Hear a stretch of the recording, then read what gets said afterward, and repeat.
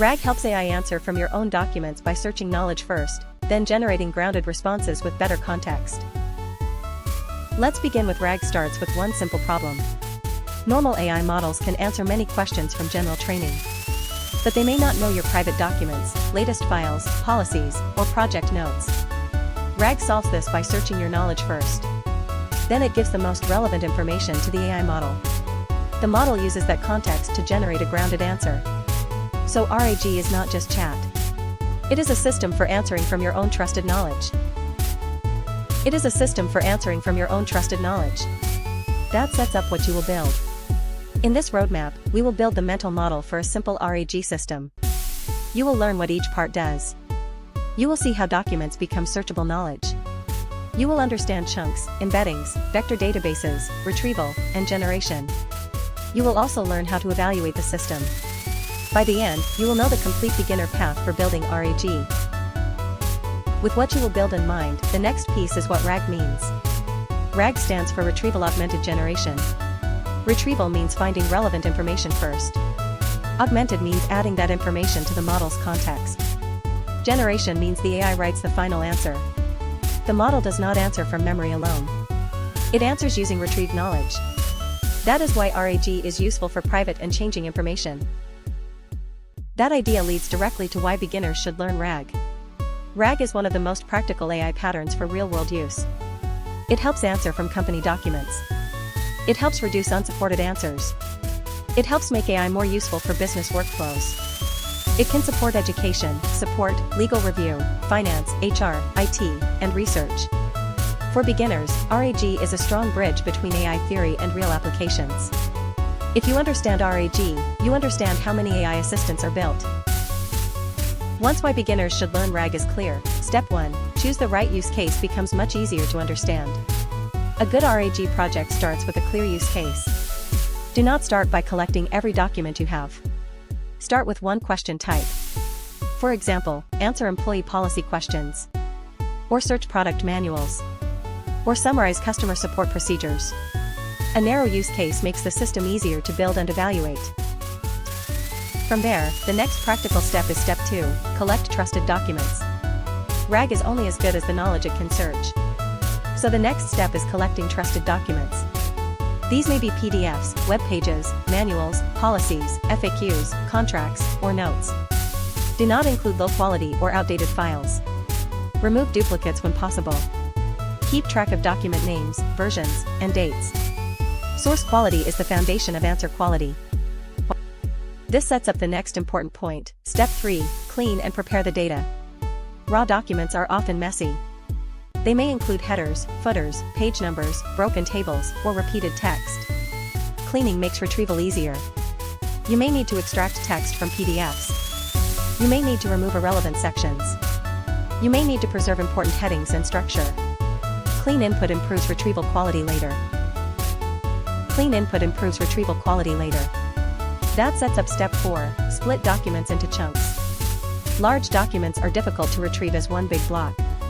So RAG systems split documents into smaller pieces called chunks.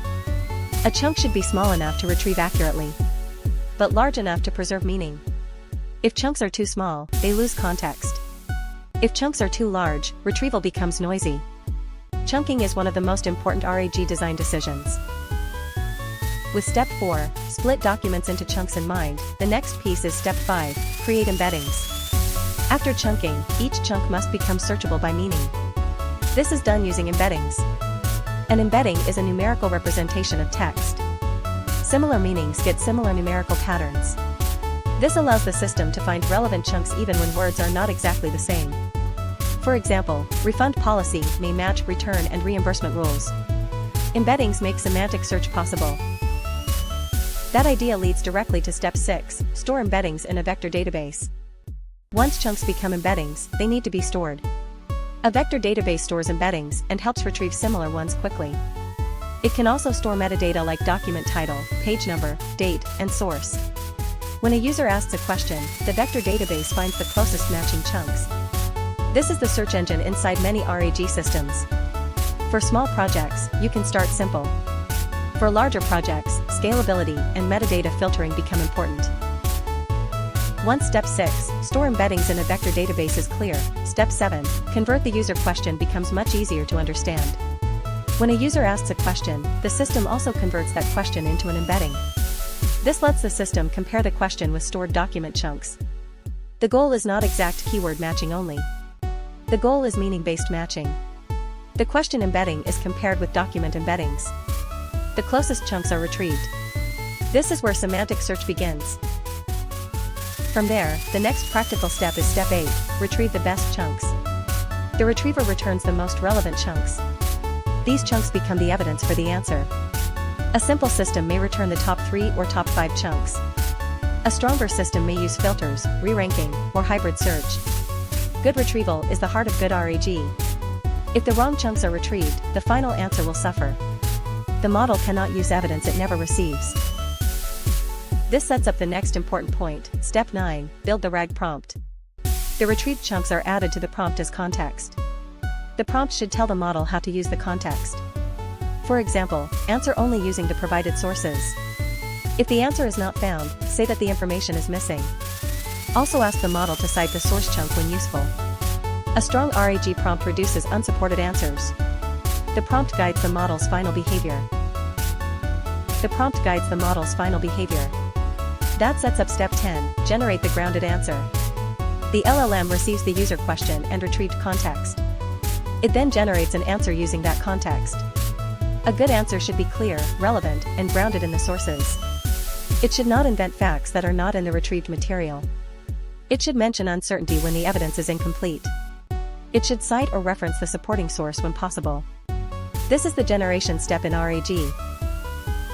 With step 10, generate the grounded answer in mind, the next piece is step 11, add citations and source links. Citations make RAG more trustworthy. They help users see where the answer came from. For a document system, cite the file name, section, page, or chunk. For a web system, cite the source page. For business systems, show source records when allowed. Citations also help users catch mistakes. A RAG answer without traceability is harder to trust. That idea leads directly to step 12, test with real questions. A RAG system should be tested with real user questions. Do not only test easy questions. Include simple questions. Include ambiguous questions. Include questions where the answer is not in the documents. Include questions that require multiple chunks. Testing reveals whether retrieval and generation are working together. Good RAG needs evaluation, not just a demo. Once step 12, test with real questions is clear, step 13, evaluate retrieval quality becomes much easier to understand. RAG evaluation starts with retrieval quality. Ask, did the system find the right chunks? If the answer is wrong, the problem may be retrieval. Maybe the chunk was too large. Maybe the chunk was too small. Maybe metadata filters were missing. Maybe the question was not embedded well. Fixing retrieval often improves the whole system. From there, the next practical step is step 14, evaluate answer quality. After retrieval, evaluate the answer itself. Ask whether the answer is correct. Ask whether it uses the retrieved context. Ask whether it invents unsupported details. Ask whether it answers clearly. Ask whether it cites the right source. You can use human review, test cases, and scoring rubrics. Answer quality must be measured, not assumed. This sets up the next important point, step 15, handle missing answers. A good RAG system should know when it cannot answer. If the documents do not contain the answer, the system should say so. This is better than guessing.